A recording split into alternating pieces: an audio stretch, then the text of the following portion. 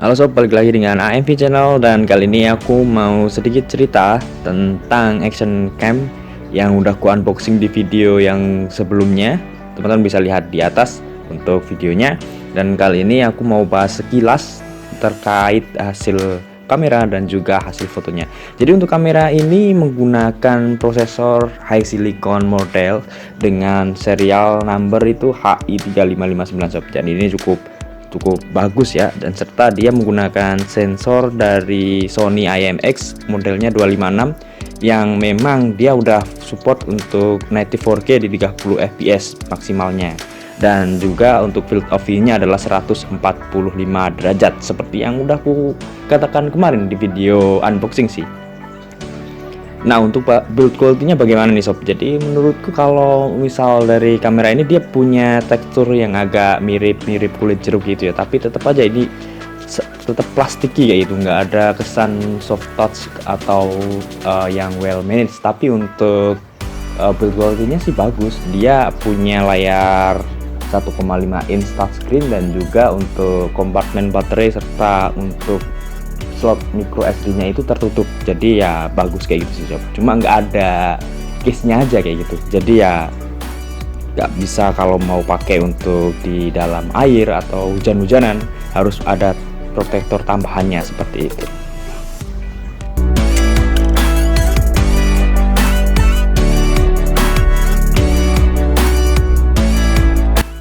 Nah, tanpa basa-basi aja langsung aja kita coba untuk hasil foto dari sensor 12 megapiksel milik Seabird 4K ini sebenarnya. Jadi cukup bisa dilihat dari gambar ini kalau misalnya teman-teman perhatiin. Jadi dia si Seabird 4K ini punya karakter gambar yang under exposure. Jadi mungkin cukup unik ya jika dibandingkan dengan kamera-kamera aksi yang memang dia cenderung overexposure ya, jadi agak kebiru-kebiruan kayak gitu. Dan di sini dia untuk backgroundnya termanage dengan baik, cuma karena dia karakternya underexposure jadi ya banyak spot yang itu jadi terlalu gelap kayak gitu sob. Dan memang untuk HDR-nya juga nggak terlalu bagus sih. Dan kalau menurutku in term of clarity atau detailnya itu dia cakep banget. Dan kalau misalnya di zoom pun di zoom 100% atau 2 kali itu nggak terlalu pecah dan masih enak lah untuk dilihat ya.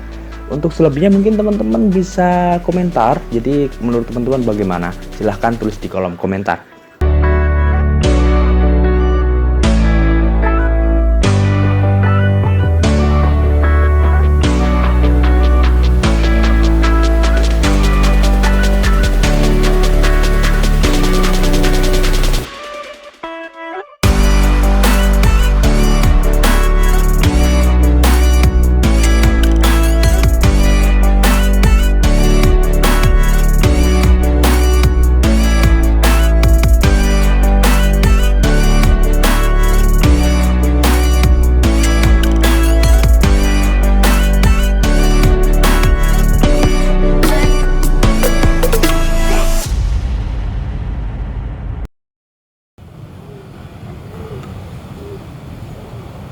Ya sob, ini untuk resolusi 4K 30 fps. Jadi ini sekalian teman-teman nilai untuk mikrofon internalnya seperti apa.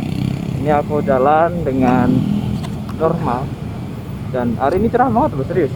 Ini bagus banget. Kita coba jalan lagi ya. Jadi untuk stabilisasinya di 4K 30 seperti apa teman-teman bisa nilai sendiri. Kalau menurutku sih, kalau kelihatan di sini agak bagus banget gitu sob. Jadi ya memang nggak salah sih. Jadi ya asik aja gitu. Untuk footage dari 4K 30 fps dengan IIS-nya menyala, dan untuk kualitas audionya juga teman-teman bisa dinilai ya, sebaguskah atau jelekkah. Jadi kalau aku di sini nggak bisa berkomentar karena nggak kedengeran audionya ya, karena ngomong ya. Ya seperti itu. Kita lanjut untuk selanjutnya footage dari 1080p ya Pak. Stop ya. Nah, ini kalau misalnya kita buat selfie ya, nggak tahu teman bisa dengar suaraku atau enggak karena aku pakai masker.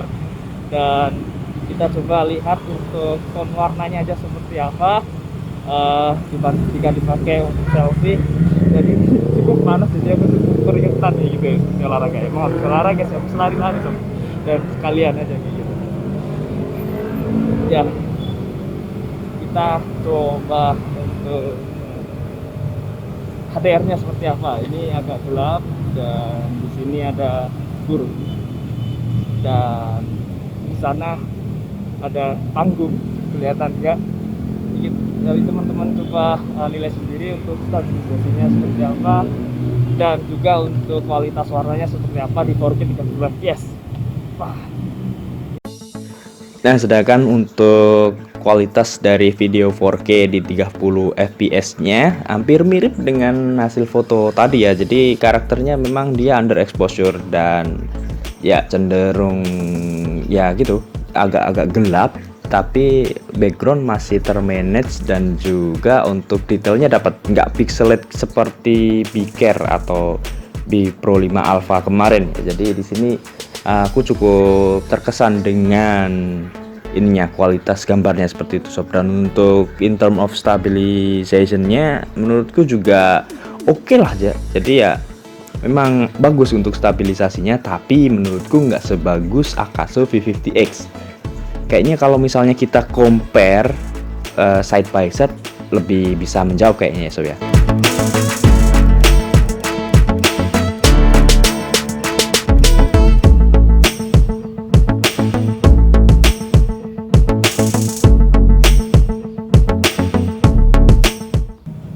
Ini untuk footage 1080p 60 fps, jadi frame rate-nya lebih besar, lebih lebar, lebih gede daripada yang tadi, dan tetap IIS-nya dia menyala.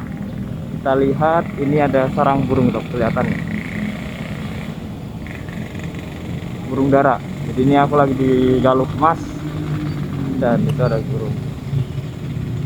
Oh.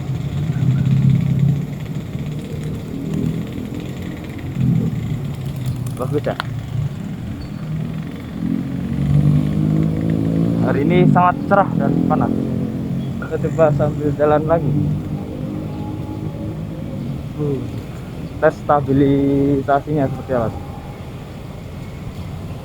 Ya mungkin itu untuk footage dari 1080p. Teman-teman bisa menilai sendiri ketajamannya dibandingkan dengan 4K tadi ya. Ya kalau di layar sini sih nggak kelihatan sob. Ini tuh sob.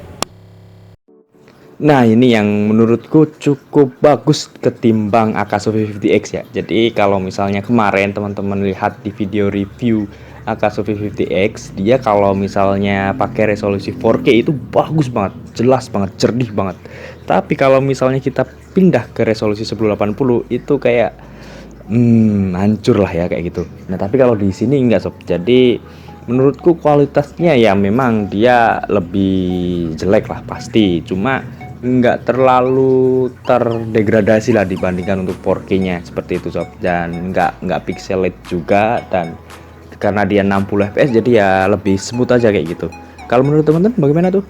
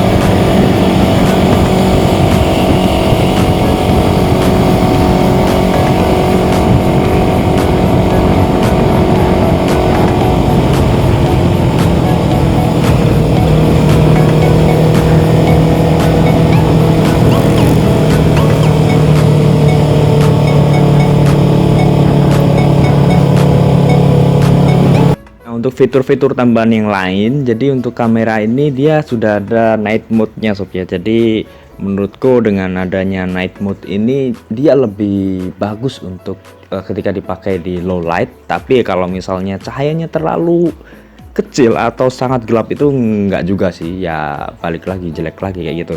Dan juga dia ada burst yang mampu capture sampai 10 foto dalam 1 detik, dan untuk ada foto lapse juga, dan ada time web juga, ada lapse video juga, ada loop, dan juga ada slow motion di resolusi di resolusi 720 120 fps. Jadi karena dia terlalu kecil jadi aku nggak pakai kayak gitu. Jadi ini aku pakai sampel untuk lapse video yang dengan ya intervalnya bisa disetting sampai dengan 60 detik atau 1 menit sob ya. Jadi ini cocok kalau misalnya teman-teman mau mengamati apa ya, kayak pertumbuhan dan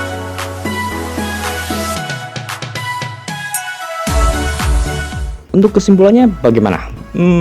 Kalau menurutku, kalau teman-teman memang nyari action cam native 4K dengan built-in stabilization-nya, ini bisa menjadi salah satu pertimbangan sih dengan harga yang di bawah 1 juta ya, atau 1 juta kembali 1000 lebih tepatnya.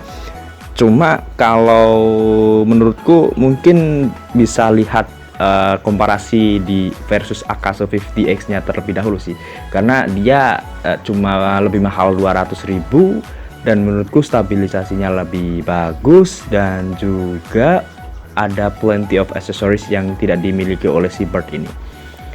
Tapi ya itu, di kamera ini nggak buruk, dan menurutku memang salah satu kamera yang patut kalian masukin dalam pertimbangan teman-teman kalau misalnya nyari kamera aksi dengan resolusi native 4K. Ya mungkin segitu dulu sob untuk video kali ini. Jadi silahkan teman-teman nilai, menurut teman-teman si Bird 4K ini layak untuk dibeli atau bagaimana? Silahkan tuliskan di kolom komentar, dan sampai jumpa di video selanjutnya. Bye bye.